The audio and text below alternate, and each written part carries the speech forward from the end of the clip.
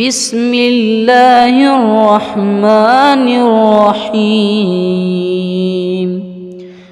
يا أيها النبي لم تحرم ما أحل الله لك تبتغي مرضات أزواجك والله غفور رحيم.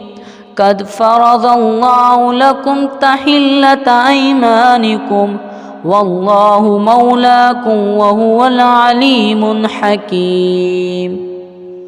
وإذ أسر النبي إلى بعض أزواجه حديثا فلما نبأت به وأظهره الله عليه عرف بعضه وأعرض عن بعض. فلما نبأها به قالت من أنبأك هذا؟ قال نبأني العليم الخبير. إن تتوبا إلى الله فقد صغت قلوبكما وإن تظاهر عليه فإن الله هو مولاه وجبريل وصالح المؤمنين والملائكة بعد ذلك ظهير. عسى ربه إن طلقكن أن يبدله أزواجا خيرا منكن مسلمات مؤمنات قانتات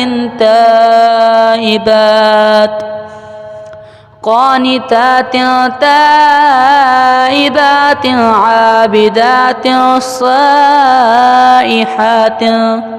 سائحات صيبات وأبقارا.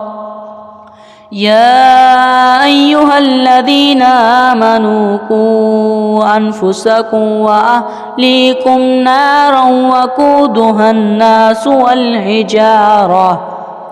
والحجارة عليها ملائكة غلاظ شداد لا يعصون الله أمره ويفعلون ما يؤمرون. يا أيها الذين كفروا لا تعتذروا اليوم إنما تجزون ما كنتم تعملون. يا أيها الذين آمنوا توبوا إلى الله توبة نصوحا عسى ربكم أن يكفر عنكم سيئاتكم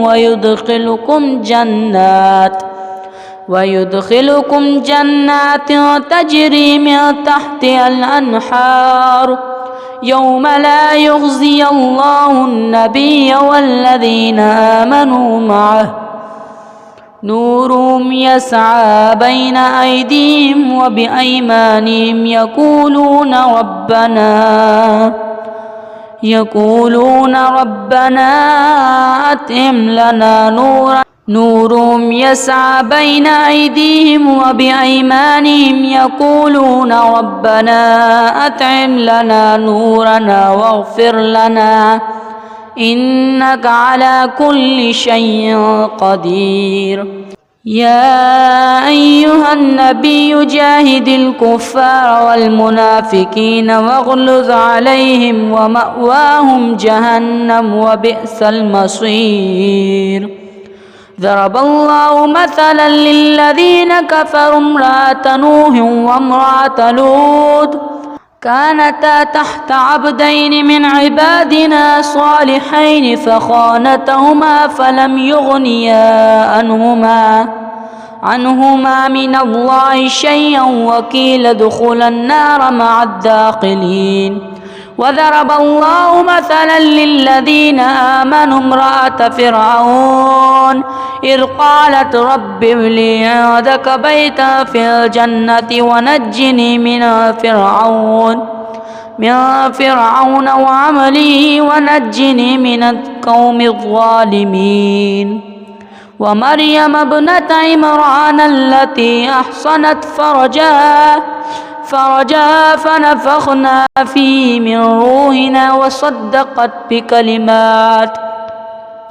وصدقت بكلمات ربها وكتبه وكانت من القانتين. صدق الله العظيم.